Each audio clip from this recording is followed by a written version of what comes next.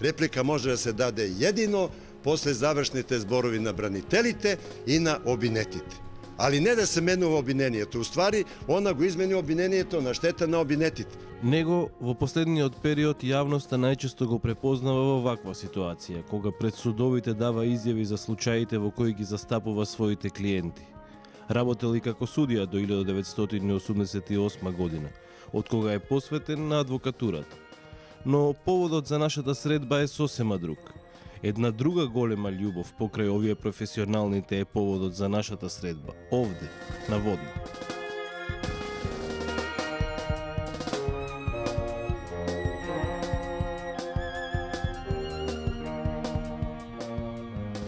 Адвокат Владимир Ракочевиќ е голем влюбеник во планината. Тој е поранешен спортист кој порано активно се занимавал и со гимнастика, велосипедизам, скијање.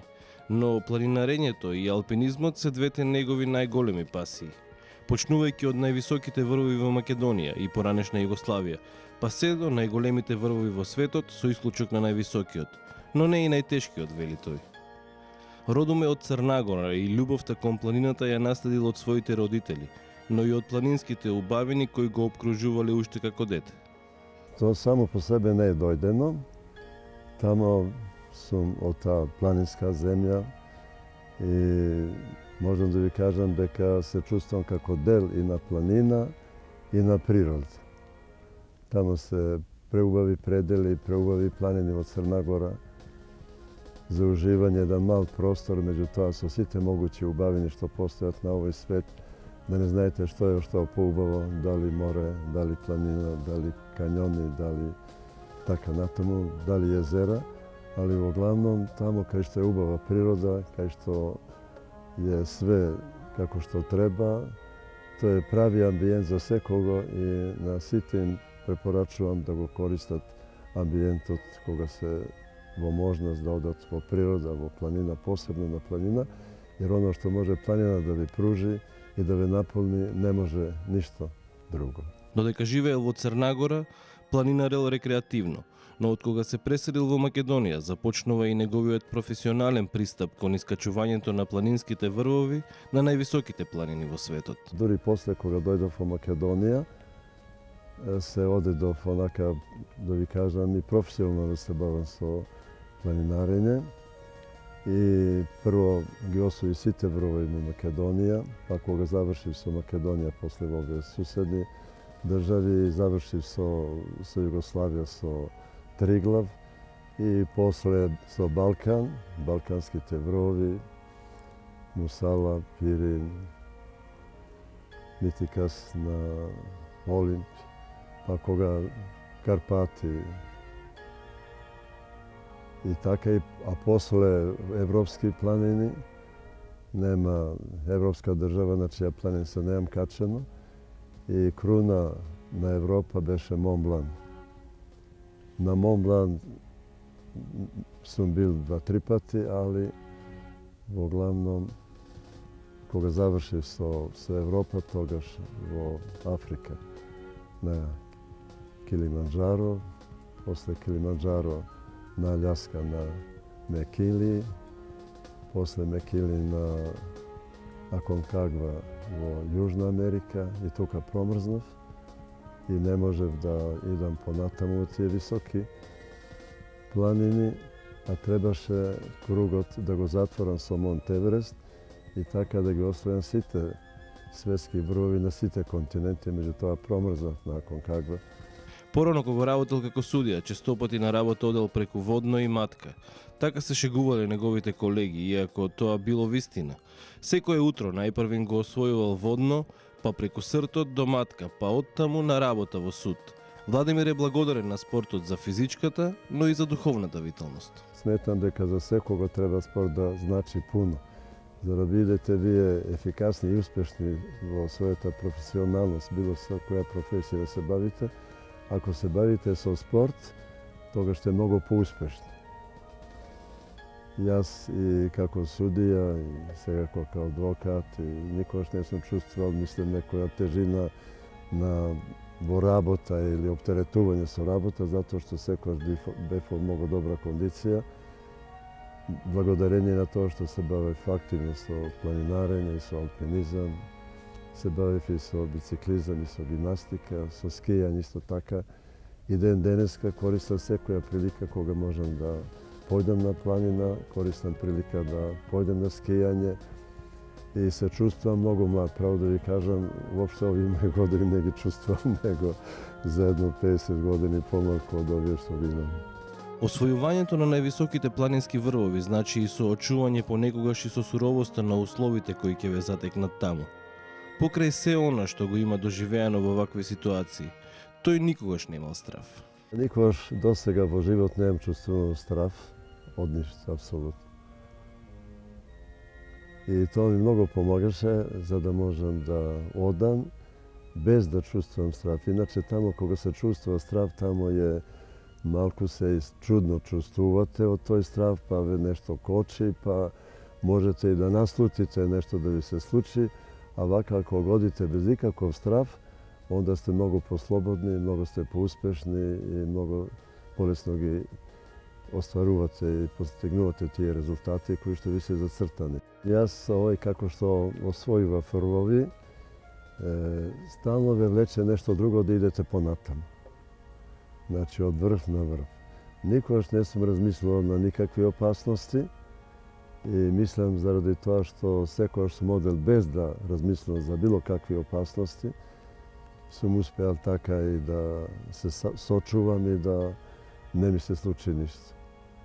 Jer човек кога размислува за некои опасности, тоа го и кочи на некој начин, па не му се оди, па дали да одам, дали да не одам. Меѓу тоа човек не знае каде му прети опасност и најповеќе може да се настрада тамо каде воопшто не може да очекува опасност, а тамо кај што оди во тие, мислим, предели кај што ето одвидување изгледа дека се опасни, баш тамо е поопрезен, повнимателен и подобро се снаоѓа и поминува и се враќа безболно, без нешто да му се случи. Оние вистинските влюбеници и почитувачи на планината милуваат да кажат дека врвовите не се освојуваат, туку дека планината ви дозволува да се качите на нејзиниот врв. Со освојувањето на врвот се победувате сами од себе, прегрнати од планината, вели Владимир. И едно и друго. И планината ја победувате, а и сами себе победувате кога одите и кога се мислим, качувате на тие такви врвови кои што се и на некој начин ризични, онда и себе победувате и покажувате дека сте спремни и способни да освојувате и нешто што е тешко за освојување. А повеќе ве победува планината и онда ве подредува на себе и онда ве влече да одите понатаму кај други.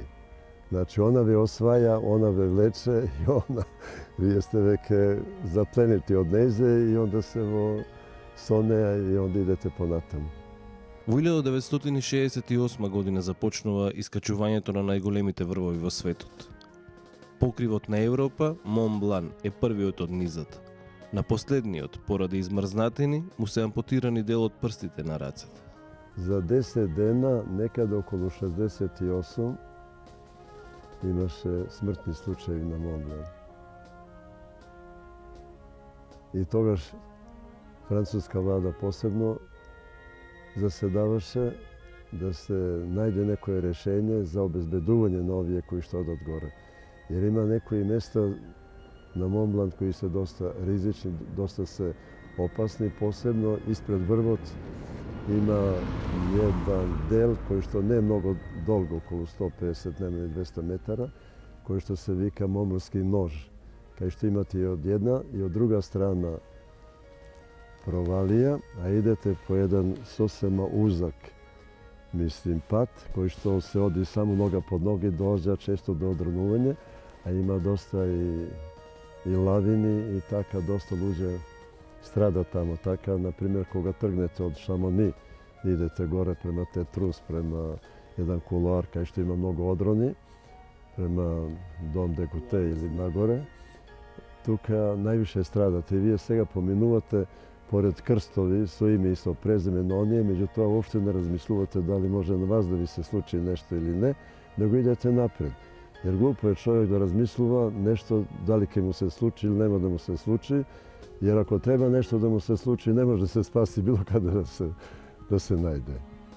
82. je McKinley, pa тука во тој, mislim, во тоа време се случи и последно качување на Mont Blanc, кога бевме преку алпинистичко друштво Матка. И после отидовме, после Mont Blanc на Килиманџаро и после Килиманџаро отидовме на Мекили на Алјаска, тоа беше 81-2 година. Првиот пат 85 година кога тргнавме не дојде до освојување и после 87 година се договоривме заедно со Стојан да одиме горе и ние сами отидовме двајца и се качивме на Аконкагва. Тогаш се случи промрзнување, наеднаш дојде до промена на време, пошто Аконкагва е најистуренија точка помеѓу Тихи и Атлантски океан. До Атлантски океан негде воздушна линија доста близко, околу 200 км, и доаѓа до нагли промени на време, например од минус 20 или 30 наеднаш се качува, мислим, температура тамо на минус 40-50 и нас не фати олуја и така тамо помрзнавме, јас нешто повеќе, он нешто помалку. Јас имав тамо 4. степен, он имаше 2 према 3. Јас го некако не го проценив времето како што треба и оние ракавици кои што сум ги носил на Мекили на Алјаска не ми беа на рацете, него ми беа во ранец, а Стојан ги носеше. Тие ракавици, затоа Стојан помина полесно од мене. Меѓутоа, човек треба секојаш да биде спремен на оноа што го очекува и што ќе му се случи, тоа да го поднесе и тоа да му даде некоја нова снага и да иде и понатаму и да напредува и дале да се бави со истата работа, не да се повлекува. Еверест е врвот кој останал неискачен за да се затвори кругот, како што вели Владимир. На почетокот му било тешко да се помири со тоа дека нема да се качи на покривот на светот. Прво ми беше некако не криво, него некако ми беше доста вака тешко. Ето, требаше да го затворам кругот со освојување на тие светски врвови на сите континенти, али после се помирив со тоа дека така требаше да биде.